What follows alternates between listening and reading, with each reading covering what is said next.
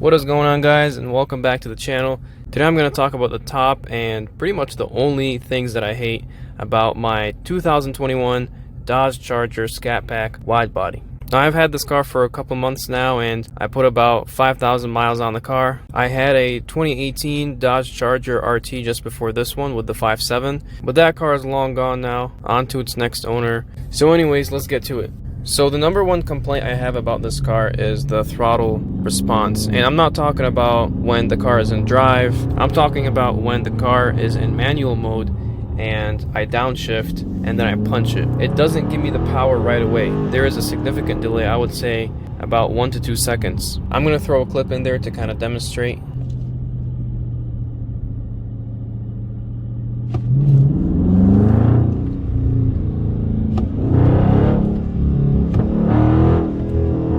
Coming from my 2018 5.7, that one didn't have the delay at all, to the point where I didn't feel the need to tune it.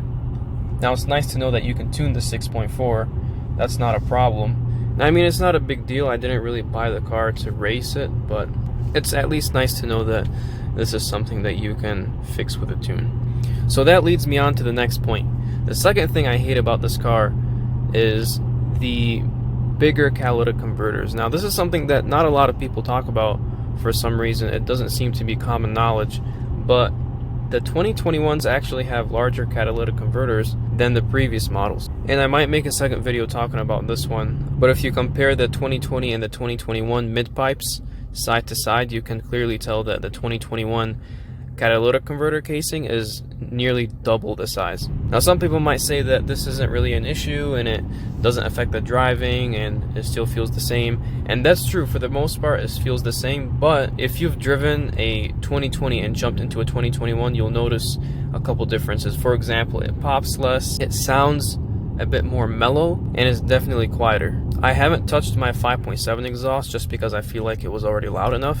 When I jumped into this car, it was a lot quieter. So going from a 5.7 to a 6.4, you would expect it to sound a bit more ravenous. It definitely sounds smoother, but it's also a lot more mellow.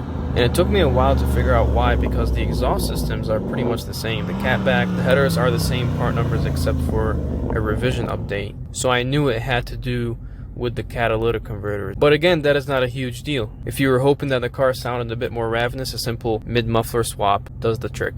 But that's definitely something to know when you're getting into a 2021.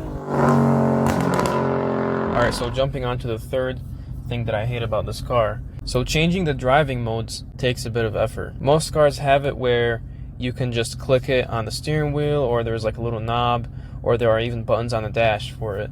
But over here, you have to press on drive modes, and then it takes you to the SRT dashboard. You can choose between auto, custom, sport, and track.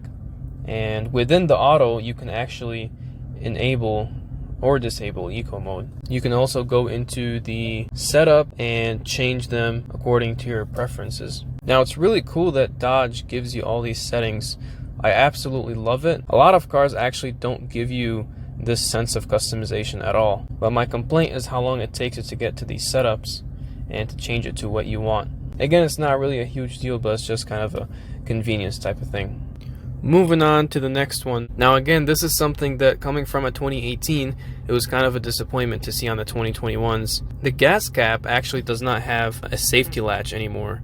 There used to be a button here that you would click it and it would release the gas cap, and that was the only way that you could access it, as opposed to pressing on it to open it. Now anybody really has access to it, which again isn't really a huge deal, but it's one of those things where when you're buying a new and improved model, you would expect it to be new and improved and not the other way around. Last but not least, now this is something that if you're custom ordering this car, you're definitely going to notice and you are going to be disappointed. Now, I've always wanted to have an interior that was tan or peanut butter or whatever you want to call it. And when I went to custom build this car, I was like, great, you can get the tan interior with the indigo blue, that's perfect. It turns out that you only get tan seat inserts and that's about it. Everything else in the interior is still black, which confuses me because the V6 Charger, I'm not sure if it's still the case, but the doors actually come matching the seats in this tan color. So I ended up opting out for the red. Plus, my wife has always wanted a red interior, so we thought it would work out perfectly this way. As you can see, the red does come with red accents, red stitching, red door inserts. I mean, you take a look at the interior and it just works. It's a beautiful black on red combination. Another thing I found with the tan seats is that in person they look very vibrant. They're a lot more yellow than they are tan. So if you're thinking about custom ordering one, make sure you see one in person before you place your order. Alright, so that wraps up the video. Thank you so much for watching. If you enjoyed it, please don't forget to give it a like, subscribe if you haven't already, and let me know in the comments below what you think. If you have any questions about the car or the ordering process, feel free to drop them below. I'll try to answer them to the best of my ability, and we'll see you next time.